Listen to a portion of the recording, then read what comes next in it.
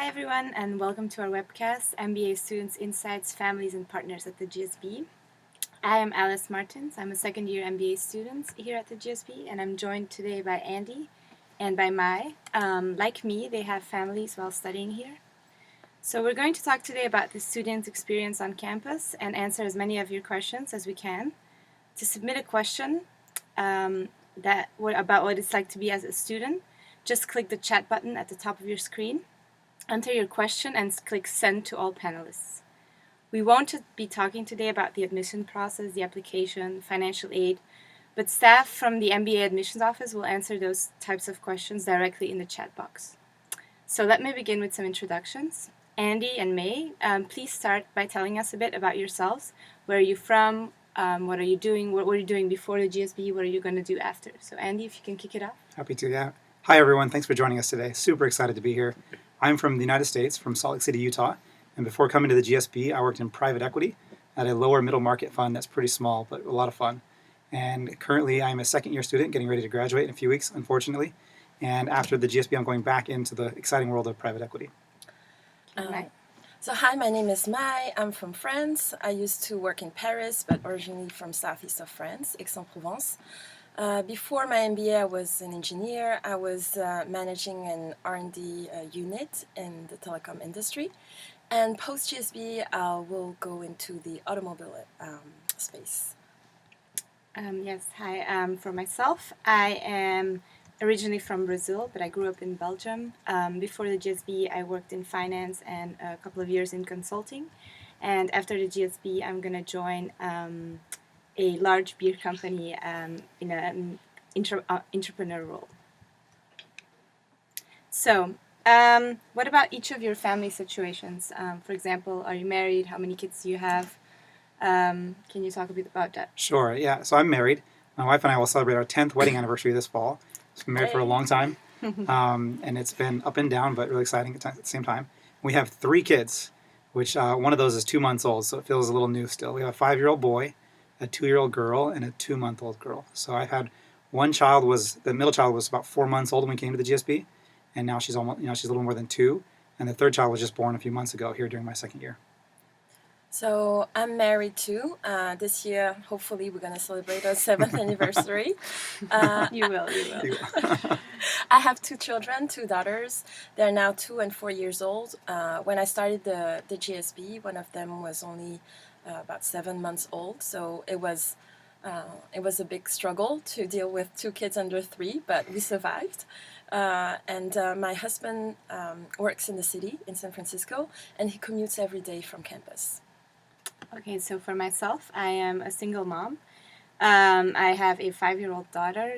When we arrived at the GSB, she was 3 years and a half. And yes, her dad lives in Chile, so he's been visiting a few times, but basically I've been here alone with her.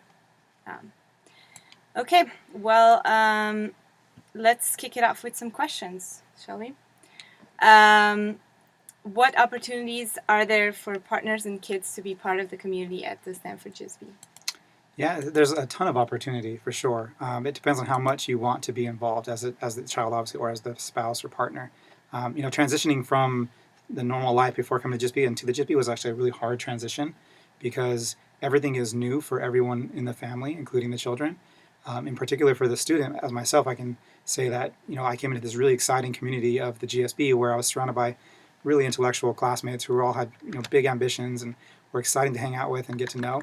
And at the same time, my family stepped into a community of the broader Stanford community, because where we live here on campus, which I believe actually all 3 of us live on campus, we are surrounded by other graduate students who also have children from across the university. So my wife came into a community where she was immediately welcomed by other spouses and students who have children, and my children were welcomed into a community where there's a lot of other kids running around whose parents attend Stanford or work for Stanford.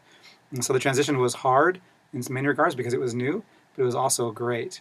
And I think Mike can maybe speak a little bit more to what opportunities there are for them to get involved. But yeah, sure. So I agree with Andy. Transition was hard, especially because we were moving internationally, and I I thought that I could treat business school like work. It's actually a bit different because a lot happens outside of the classroom and outside of working hours, where you actually socialize and get to know your classmates more. So we realized that childcare on campus daycares didn't work well for us, and so for a second year we decided to hire a nanny. That made things way easier. So the kids can always play in the courtyard with other children from families who are living in Escondido village as well. So this is really the nice part. My husband works during the weekdays, so he doesn't mingle with other significant others that much, but he goes to most of the parties with me. He always feels welcome, and there have been times where he went on his own and I was busy with something else. So a very inclusive community in that sense. Yeah. And I'd like to add as well, as far as formal opportunities to get involved, there are two clubs on campus at the GSB. One is called Biz Partners, and it's for students who have a partner or a significant other here. And those significant others gather together and do things, I think, on a weekly basis, lots of fun activities.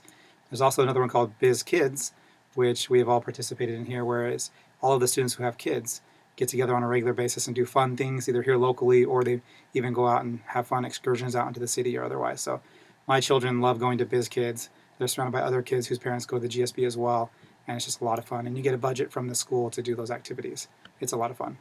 Yes, and also the SA, the Social Academic Committee, also organizes a lot of activities where kids and SOs are invited to. So, for example, the day after tomorrow, we're all going to Disneyland, and it's partially sponsored by the GSB. So we're taking our kids, obviously, and our partners. Yeah. So that's going to be great. And there's tons of activities like that.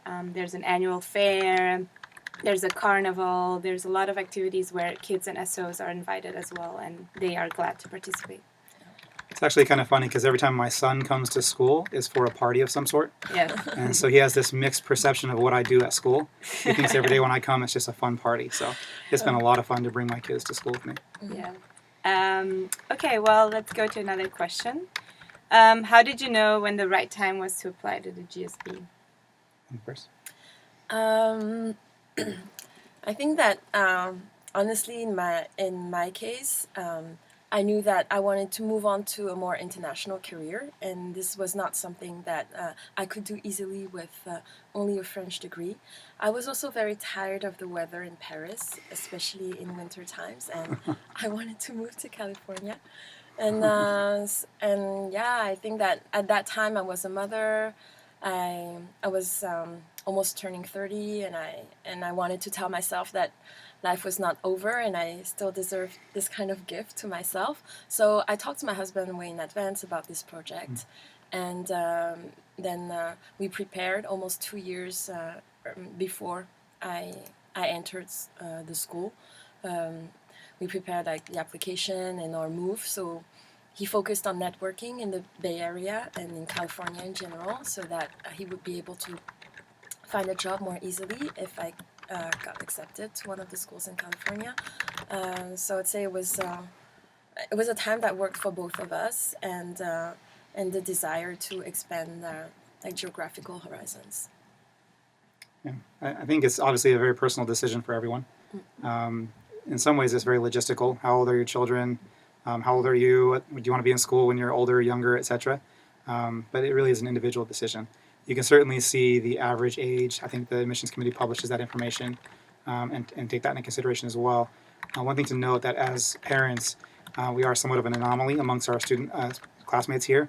I believe there's, I don't know, my estimate is probably somewhere around 15 to 20 students who have parents, maybe even fewer. Mm-hmm. There's only 3 moms? 4 moms. So 4 moms when we entered the classroom, and now there's another mom who had her first child. Out of 410 total students. So we're a small in number. So, think about that as well, and, make the decision for yourself. But without doubt, it's a fantastic place to be as a family. My family has loved it here the last 2 years. We're actually really sad to be done, because it's really just a paradise for families. Yeah. I think for me, the moment to decide, I actually waited a year. So I was going to apply for the class of 2015, and I waited a year because of my daughter. because I thought that it would be easier if she was a bit older. And I think I made the right decision. Me and Mai were really close friends, and I saw her. Those first 2 years of the kid is very hard, and if you don't have someone to be there all the time with you, I think it's pretty difficult. I had my mom the first 2 months, but still, as my daughter got older, it became a lot easier. So this year has been far easier than last year because she's older now and she's very independent. So it's much easier for me. Okay, let's move on to the next question. How do you balance your academic experience with spending time with your family? Do you feel you miss out? What about you, Andy? Yeah, it's definitely a really challenging balance to do. I compare it to work. So when I was working before business school, when I was at work, I was at work. And so in my case, my wife knew I was at work. She knew I couldn't come home to help out in the middle of the day. She had that expectation. But what's difficult I found at school is unless you're in class, a lot of your schedule is very flexible, which has a pro and a con. On the pro side, it's flexible, so you can choose how to spend your time. But the con side is you can also choose to be at school rather than at home. And when you do that, you can't help but feel a little bit guilty sometimes. And so I found it difficult to balance that emotional struggle between trying to be at school, trying to socialize, go to club activities, recruiting, etc., all on my own schedule versus trying to be home more. And I've constantly struggled with trying to find that right balance. I think what a very conscious decision I made when I first got here, to your point earlier, is I tried to make it like a job. I tried to tell myself I would come in around 8 in the morning and go home at 5:30. And I've done a pretty good job at doing that. So I'm home every day for dinner, sometimes home for lunch. And I try not to do any work, schoolwork that is, after about 5:30 until the kids have gone to bed. And then once the kids go to bed, then I'll plug back in and do some more homework. So it's a challenge, but it's also one that you can manage because it's so flexible. I think I try to optimize it as much as I can. So I do all my homework during weekdays at the library at school. I try to not bring back too much work at home. I think that when I didn't have a nanny, I missed out a lot on the social activities. I'm an extrovert. I love going out. I love partying. And if you don't have someone in the evenings to babysit, it can be pretty hard, especially the rates here in the Bay Area can be pretty high. But since I've got someone to help me at home and I can do my homework during the day, right now I don't feel I really miss out on anything particular, or at least not something that I'm really dying to do. Yeah, I also I get that question a lot, especially because I'm a single mom. I don't really feel like I missed out on a lot. What I did do is try to mingle my home life with my student life. So, for example, group projects, when people can't meet during the day because scheduling is very difficult at the GSB, I invite people over at my house. And so I tell my daughter, look, these are my friends. We have to do work for school. You can go watch a movie or you can go play outside. And then we do this group project. And people have been really receptive to it. So... and then also at night, sometimes, so my both neighbors are moms at Stanford. They're both PhD students, and so we watch each other's kids, to go out at night. I don't go really far. I mean, I go to Palo Alto or I go on campus, but we actually watch each other's kids from our own house. So that has been really helpful, and that has allowed me to participate in a lot of the events. Also, we help each other out amongst GSB students all the time. So the community really helps organizing solutions for you to not miss out. So once you get that down, I think there's no reason for you to miss out on anything that you really want to do. Yeah, and everyone finds a solution that works for themselves. And also some people are more social than others, or more comfortable with having people over than others, and we'll find a solution in the end. Okay, well, let's move on to the next question. Nurseries and primary schools. Are there any nurseries on campus or where else, and what are the costs like? Yeah, I believe there are several options. I know of at least a few myself. My son attends a school called Bing Nursery School, which is a preschool for children ages, I believe, 2 up until 5. And believe it or not, it's actually really hard to get into. My friend who had his kids there joked that when his kids got into Bing, he decided to apply to Stanford. Because there's many people who put their kids on waiting lists for a long time. So if you have children in the ages of 2 to 5, or you plan on having children in that age range, when you're here, I encourage you to look into Bing Nursery School very early and get them on a wait list. But it's a phenomenal school. It's a play-based model where the student-to-teacher ratio is a really good number. I think it's like 5 students per 1 teacher, and everything in the school is there for the children to explore their own creativity and learn how to interact with classmates and solve problems themselves. And so I've been very impressed with the school. It is quite pricey, to be honest. I don't remember the exact amounts. You can look that up online, obviously. But something to note is there is financial aid available, as these preschools are not just for students who have kids, but it's also for people in the local community, at least Big Nursery School is. And as a student, full-time non-working student, we actually did qualify for financial aid to help my son go to Big Nursery School. So it was a lot more affordable than I thought it would be. And that's my experience. Yeah, so most of these options are particularly good for people who have nannies or a stay-at-home spouse. When you're on the MBA schedule and you have a working spouse or you're a single parent, I think it's very hard to accommodate the schedule of those on-campus facilities. So I started with this kind of option when I arrived at Stanford and quickly realized that it wasn't going to work. It's because I'm in this very rare case of being a parent, a student and a parent with a working spouse. But there are options, and if you put them early on the waiting list, once you know you're admitted, especially this is when I recommend every parent to apply for round 1, especially if you're international, so that gives you time to put children on different waiting lists. That's a great point. I actually applied round 1, and the day I got accepted is the day I put my daughter on 5 different wait lists. And so I had already figured that out way before I applied. But then I was waiting for the answer to actually put her, because you have to pay a small fee to put them on the list. And then I came here for admit weekend, and when I came here for admit weekend, I took 2 days to go lobby at the schools. So I visit all of them, and then I try to lobby with the director of the school, because the waiting lists are very long. Eventually got a spot in 3 different schools, and I picked one off campus. The reason is that, as Mai mentioned, the Stanford schools, I mean, there is a way to accommodate them, but the difficult part is that they don't provide food. And so the school I put my daughter actually provides her breakfast, lunch, and afternoon snack. It's almost like a dinner. And so for me, that was a big plus. And the hours too. And the hours as well. So my daughter I can drop her off as soon as 7:30 in the morning, and I can pick her up as late as 6 p.m.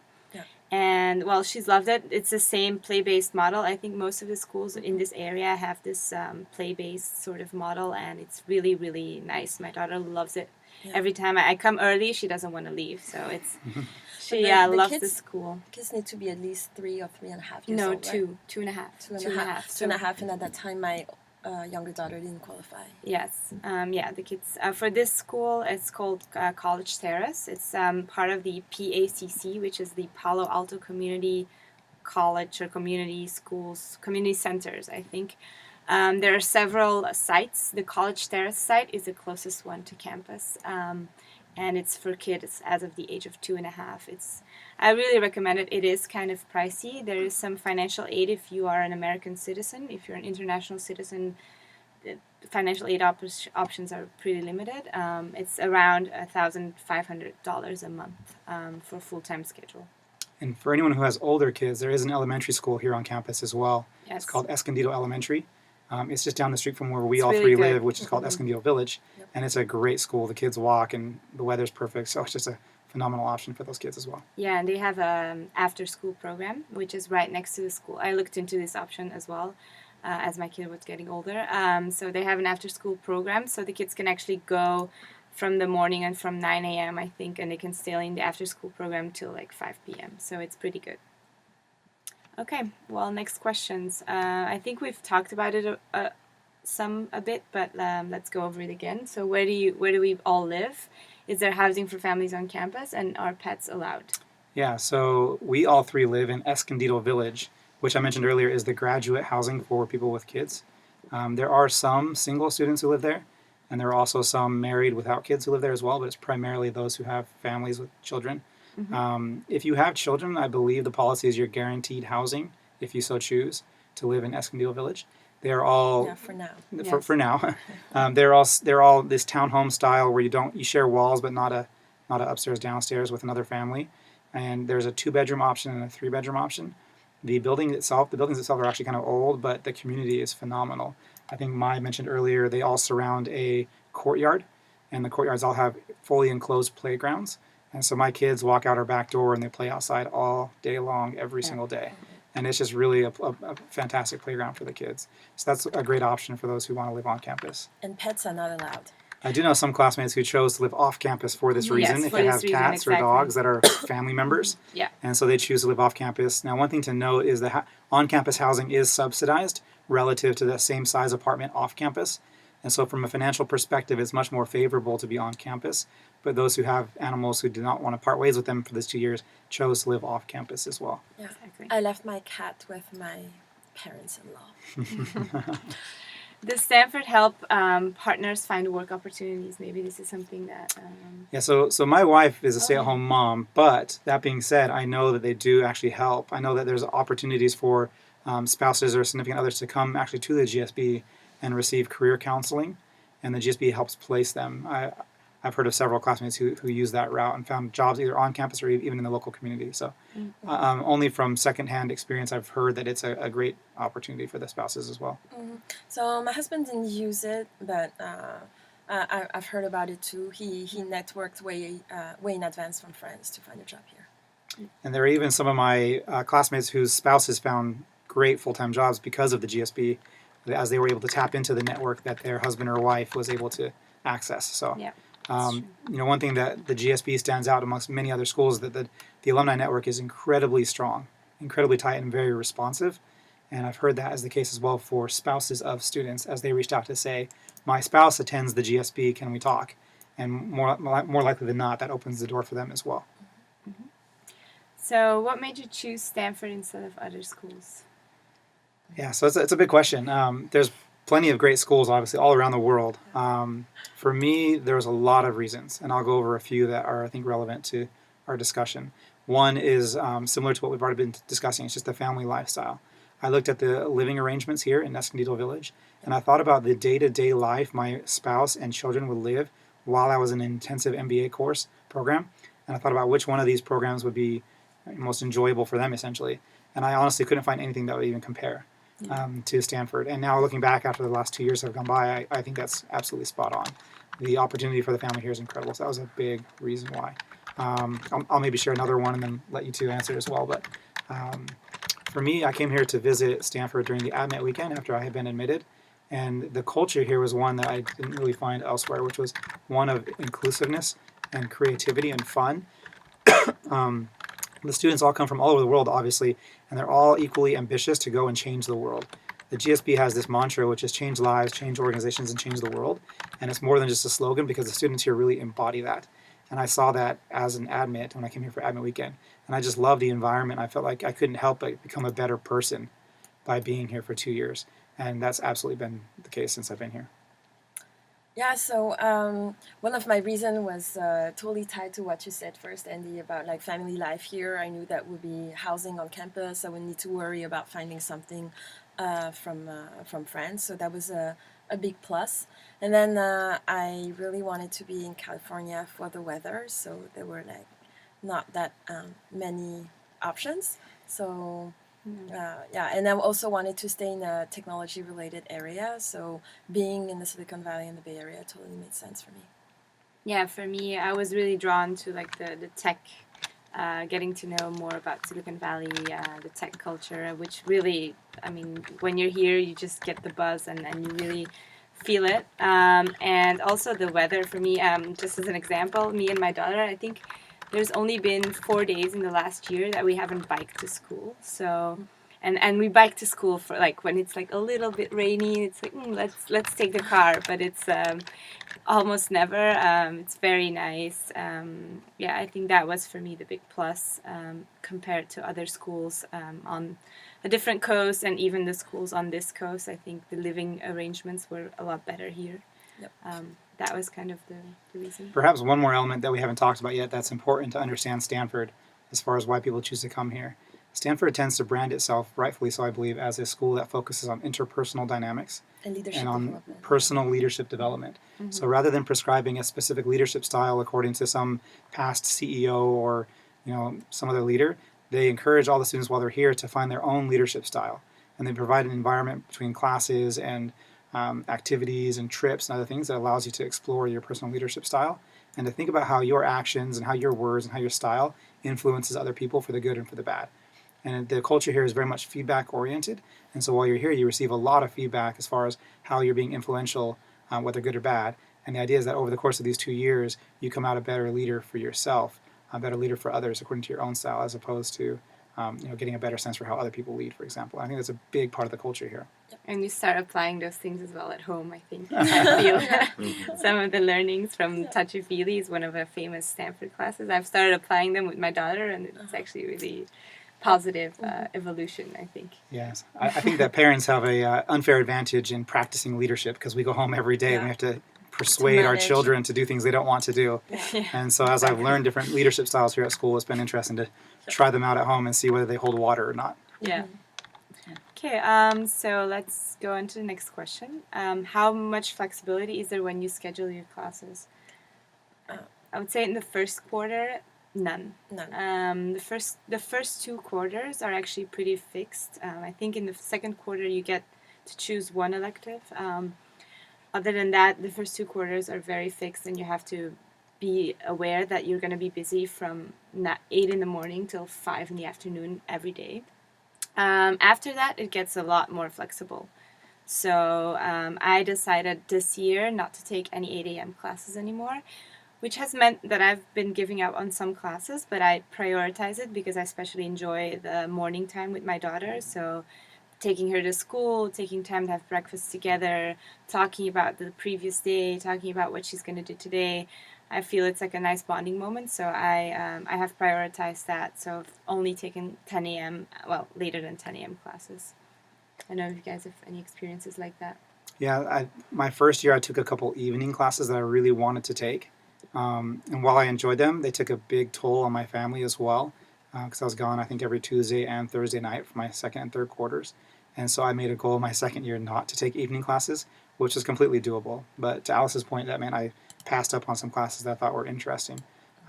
It's really a unique time where your schedule is not back-to-back if you choose to take classes on different days, different times. And so I'm often able to go home in the middle of the afternoon for a little while, help out, and then come back to school. And so it's been pretty flexible for the most part. Yeah, so flexibility is not only for parents, but also for maybe classmates who are working on their own venture, for example, or I worked part-time during my second year, so I had some flexibility to arrange my schedule around that. I also avoided evening classes last year just because I didn't have anyone to watch my kids for these classes. But there are so many interesting classes to take. It actually helped me choose my classes. Yes. Because it's short, the list was shorter. Yeah, I had, I think, a month in the first year where my daughter wasn't here. She was at home with her dad, and I actually felt it was difficult to prioritize. So when she's here, at least I have like some focus. Okay, I want to be home that time because I want to spend time with her. But when she wasn't here, there were so many things, and I ended up doing a lot of things that I really didn't want to do because I just didn't have that focus anymore. So I think in a way what Mai's saying is that it really helps you kind of prioritize and focus, and I mean be more intentional about what you choose to participate in. Yeah. Okay. 2 more minutes. So we're out of time.